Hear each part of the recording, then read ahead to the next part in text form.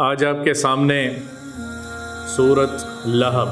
کی تھوڑی تفسیر اور تشریح کرنی ہے۔ تو حضور اکرم صلی اللہ تعالی علیہ وسلم نے فرمایا، میں اللہ کا بھیجا ہوا رسول ہوں، میں اللہ کا بھیجا ہوا پیغمبر ہوں۔ جو میری بات مانے گا وہ کامیاب ہوگا، جو میری بات نہیں مانے گا وہ ناکام ہوگا۔ ابو لہب وہاں کھڑا ہوا تھا، بدبخت ابو لہب کھڑا ہوا تھا۔ وہ یکدم بولا، کہنے لگا تباً لک لہذا جمعتنا، تو نعوذ باللہ کہنے لگا تو ہلاک ہو جائے، تو نے اس بات کے لیے ہمیں یہاں کھڑا کیا ہے اور بلایا ہے اور پتھر اٹھایا مارنے کے لیے۔ اس کا اصل نام ابو لہب نہیں تھا، اس کا نام عبد العزیٰ تھا۔ لہب اس کے چہرے کی سرخی، اس کا چہرہ بڑا سرخ تھا، اس کی سرخی کی وجہ سے اس کی کنیت پڑی ابو لہب، انگارے کی طرح دہکتا ہوا چہرہ۔ تو میرے اللہ نے بھی اسی سے کنایا لیا، اسی بات کو ابو لہب کے نام کو کہا کہ سیصلی نارا ذات لہب، تجھے پھر اسی طرح دہکتی ہوئی آگ میں ڈال دیا گیا۔ جو اللہ کے رسول کو تکلیف پہنچائے گا، جو اللہ کے دین کے خلاف کھڑا ہوگا، جو اللہ کے خلاف جائے گا، میرے اللہ نے قرآن میں ضابطہ بتا دیا ہے، میرے اللہ نے قرآن میں اصول بتا دیا ہے، یہ زندگی گزارنے کا طریقہ ہے، یہ زندگی کیسے گزاری جاتی ہے، یہ ایک طریقہ ہے۔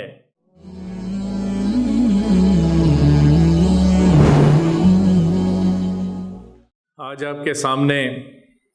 سورت لہب تبت یدا ابی لہب و تب کی تھوڑی تفسیر اور تشریح کرنی ہے۔ صحیحین کی روایت ہے کہ جب وَأَنذِرْ عَشِيرَتَكَ الْأَقْرَبِينَ آیت نازل ہوئی تو رسول اللہ صلی اللہ تعالی علیہ وسلم کو یہ بے چینی ہوئی کہ اب میں کیسے اپنے رشتہ داروں کو دعوت دوں۔ اپنے گھر سے دعوت دینے کا حکم آیا کہ یہاں سے شروع فرمائیں۔ تو حضور اکرم صلی اللہ تعالی علیہ وسلم کوہ صفا پہ چڑھے اور کھڑے ہو کے زور سے آواز لگائی، یا صباحا یا صباحا یا صباحا، سب کو متوجہ کرنے کے لیے عرب قبیلوں کو اپنی طرف متوجہ کیا، اور پھر فرمایا یا بنی عبد المطلب، پھر فرمایا یا بنی عبد مناف، اور پھر ان لوگوں کو اپنی طرف بلایا۔ جب سب قریش والے آپ صلی اللہ تعالی علیہ وسلم کی پکار پر وہاں پہنچے تو آپ صلی اللہ تعالی علیہ وسلم نے فرمایا کہ کیا خیال ہے اگر میں تمہیں یہ کہوں کہ یہ اس پہاڑی کی دوسری طرف سے میں دیکھ رہا ہوں ایک دشمن کا لشکر تم پہ حملہ کرنے لگا ہے، کیا تم میری بات کو مانو گے؟ بیک زباں ہو کے سب نے کہا کہ آپ صادق اور امین ہیں، آپ نے کبھی جھوٹ نہیں بولا، ہم آپ کی بات پہ لبیک کہیں گے، آپ کی بات کو مانیں گے۔ تو حضور اکرم صلی اللہ تعالی علیہ وسلم نے فرمایا، میں اللہ کا بھیجا ہوا رسول ہوں، میں اللہ کا بھیجا ہوا پیغمبر ہوں، جو میری بات مانے گا وہ کامیاب ہوگا، جو میری بات نہیں مانے گا وہ ناکام ہوگا۔ حضور اکرم صلی اللہ تعالی علیہ وسلم نے دعوتی کلمات کہے تو سب نے سر جھکا لیا۔ ابو لہب وہاں کھڑا ہوا تھا، بدبخت ابو لہب کھڑا ہوا تھا۔ وہ یکدم بولا، کہنے لگا تباً لک لہذا جمعتنا، تو نعوذ باللہ کہنے لگا تو ہلاک ہو جائے، تو نے اس بات کے لیے ہمیں یہاں کھڑا کیا ہے اور بلایا ہے اور پتھر اٹھایا مارنے کے لیے۔ حضور اکرم صلی اللہ تعالی علیہ وسلم پہ اللہ نے یہ صورت نازل فرمائی، یہ اس کا شان نزول ہے۔ یہ صورت نازل فرمائی تبت یدا ابی لہب و تب، تیرے ہاتھ ٹوٹیں، تو ہلاک ہو جائے، تو برباد ہو جائے۔ ابو لہب کو ہاتھ ٹوٹنے سے اشارہ ہے کہ تیری بربادی ہو، تو ہلاک ہو جائے۔ یہ عرب میں ایک محاورے کے طور پہ استعمال ہوتا تھا، تبت یدا ابی لہب و تب، تیرے ہاتھ ٹوٹیں، تو ہلاک ہو جائے، تو برباد ہو جائے۔ اور پھر آخر میں تصدیق کے طور پہ و تب، کہ یقیناً ایسا ہو چکا، یعنی اللہ کے کلام کے ساتھ ہی ابھی اس کے اوپر ہلاکت اور بربادی نظر نہیں آئی، لیکن میرے اللہ نے تصدیق کر دی، میرے اللہ نے ساتھ ہی کہہ دیا تبت یدا ابی لہب و تب، تیرے تو ہلاک ہو جائے، تو برباد ہو جائے، تیرے ہاتھ ٹوٹے اور تجھ پہ یہ بربادی واجب ہو گئی، تو برباد ہو گیا، و تب کو میرے اللہ نے تاکید کے طور پہ کہا ہے۔ اور پھر کچھ دن گزرنے کے بعد بدر کے، ایک روایت میں آتا ہے بدر کے 3 دن کے بعد، واقعہ بدر کے، جنگ بدر کے 3 دن کے بعد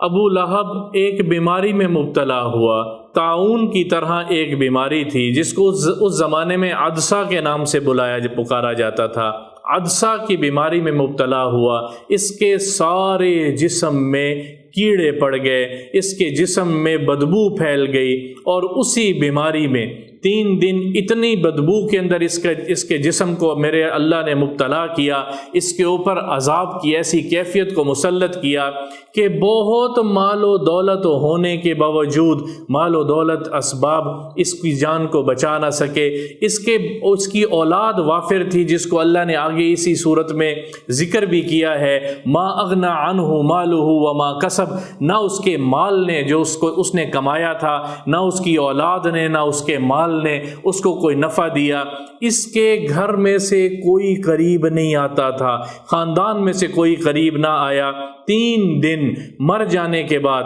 3 دن اس کی لاش گلتی سڑتی رہی، اور پھر عرب کے کچھ لوگوں کو اکٹھا کیا اور انہوں نے بڑی بڑی لکڑیاں بنائیں دور سے تاکہ اس کے قریب نہ جائیں، ہمیں بیماری نہ لگ جائے، اور بدبو اتنی تھی کہ تعفن اتنا تھا کہ قریب جایا نہیں جا سکتا تھا۔ اس لکڑیوں سے انہوں نے مردار جانور کی طرح، ایک مردار کی طرح سے اس کو گھسیٹ گھسیٹ کے ایک گڑھے میں ڈالا جس کو پہلے اس کے لیے کھودا ہوا تھا، اور پھر دور کھڑے ہو کے اوپر سے پتھروں کی بھرمار کی اور پتھروں سے اس گڑھے کو بھر دیا ہے۔ تبت یدا ابی لہب و تب ما اغنى عنہ مالہ وما کسب سیصلی نارا ذات لہب وامرأتہ حمالۃ الحطب، اور پھر یہ زبردست قسم کی بھڑکتی ہوئی آگ میں جا گرا۔ سیصلی نارا ذات لہب اس کے نام کے ساتھ میرے اللہ نے جوڑا ہے۔ اس کا اصل نام ابو لہب نہیں تھا، اس کا نام عبد العزیٰ تھا۔ لہب اس کے چہرے کی سرخی، اس کا چہرہ بڑا سرخ تھا، اس کی سرخی کی وجہ سے اس کی کنیت پڑی ابو لہب، انگارے کی طرح دہکتا ہوا چہرہ۔ تو میرے اللہ نے بھی اسی سے کنایا لیا، اسی بات کو ابو لہب کے نام کو کہا کہ سیصلی نارا ذات لہب، تجھے پھر اسی طرح دہکتی ہوئی آگ میں ڈال دیا گیا۔ وامرأتہ حمالۃ الحطب، اللہ اکبر۔ اس کی بیوی ابو سفیان جو بعد میں مسلمان ہوئے رضی اللہ تعالیٰ عنہ، اس وقت تک مسلمان نہیں ہوئے تھے، ابو سفیان کی سگی بہن ہے اس کی بیوی، جمیل نام ہے، اور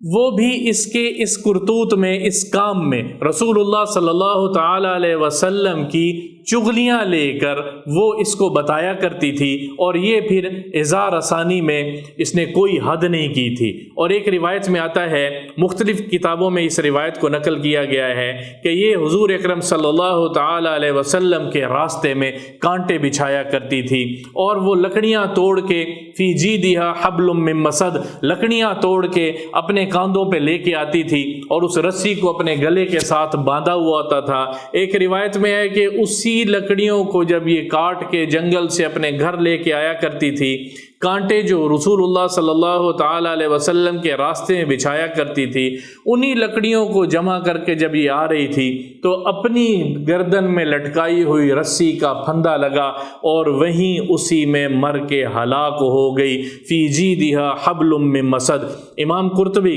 رحمہ اللہ نے فرمایا ہے، اس سے مراد آخرت کا پھندا ہے کہ مرنے کے بعد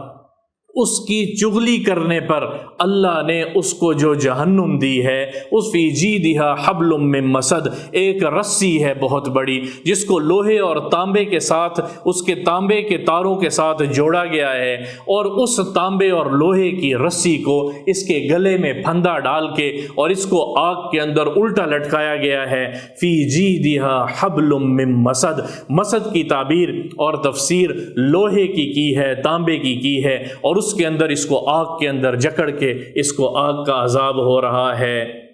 جو اللہ کے رسول کو تکلیف پہنچائے گا، جو اللہ کے دین کے خلاف کھڑا ہوگا، جو اللہ کے خلاف جائے گا، میرے اللہ نے قرآن میں ضابطہ بتا دیا ہے، میرے اللہ نے قرآن میں اصول بتا دیا ہے، یہ زندگی گزارنے کا طریقہ ہے، یہ زندگی کیسے گزاری جاتی ہے، یہ ایک طریقہ ہے۔ اور ایک روایت کے اندر آتا ہے لا يدخل الجنت منان، چغل خور کبھی جنت میں داخل نہیں ہوگا، چغل خور جنت میں داخل نہیں ہوگا۔ اور عیاض رحمۃ اللہ علیہ فرماتے ہیں غیبت کرنے والا، چغلی کرنے والا اور حرام کی کمائی کما کے اپنے آپ کو بھی اور اپنے بچوں کو کھلانے والا کبھی جنت میں داخل نہیں ہوگا۔ میرے بھائیو، زندگی ہے جو اس میں قصہ تو ابو لہب اور اس کے گھر والی کا بتایا ہے، لیکن ایک اصول بتایا ہے اللہ کے رسول کی ماننے والے کی دنیا بھی ہمیشہ ہمیشہ کے لیے خیر اور برکت ہے، اور مرنے کے بعد بھی درجات ہمیشہ ہمیشہ کے جنت کے اسی کے لیے ہیں۔ اور جو اللہ اور اللہ کے رسول کے خلاف جائے گا تو پھر دنیا میں بھی ہلاکت اور بربادی ہے۔ آج کوئی نہیں ہے جو ابو لہب کے خاندان میں سے ہونے پر فخر کرے، یا کوئی کہے کہ میں اس کے خاندان میں سے ہوں، جس نے یہ کہا تھا کہ میرے تو اولاد بہت ہے، میرے ما اغنا عنہ مالہ وما کسب۔ ابن کثیر رحمۃ اللہ علیہ نے اس آیت کی تفسیر یہ کی ہے کہ وہ یہ کہا کرتا تھا کہ مجھے کون نقصان پہنچا سکتا ہے، مال میں سب سے بڑا ہوں اور اولاد میری بہت زیادہ ہے۔ دو ہی چیزیں طاقت کا سبب ہوا کرتی ہیں، دو ہی چیزیں، مال اور اولاد۔ مال اور اولاد ہی ایسا فتنہ ہے جس کی وجہ سے انسان طاقت کے نشے میں آ کے ایسے قدم اٹھاتا ہے کہ پھر وہ ہمیشہ ہمیشہ کی خسران اور ہلاکت اس کا مقدر ہو۔ وہ کہتا مجھے کون نقصان پہنچا سکتا ہے، میرے اللہ نے کہا ہے، نہ اس کے مال نے اس کو نفع دیا اور نہ اس کی اولاد نے اس کو کوئی نفع دیا ہے۔ آج کوئی نام لیوا نہیں ہے کہ میں ابو لہب کی اولاد میں سے ہوں، میں اس کی اولاد میں سے ہوں، سب کو میرے اللہ نے ختم کر دیا ہے۔ یہ ہے رسول اللہ صلی اللہ تعالی علیہ وسلم کے ساتھ بغض کرنے کا نتیجہ۔ اللہ تعالیٰ مجھے اور آپ کو عمل کرنے کی توفیق عطا فرمائے۔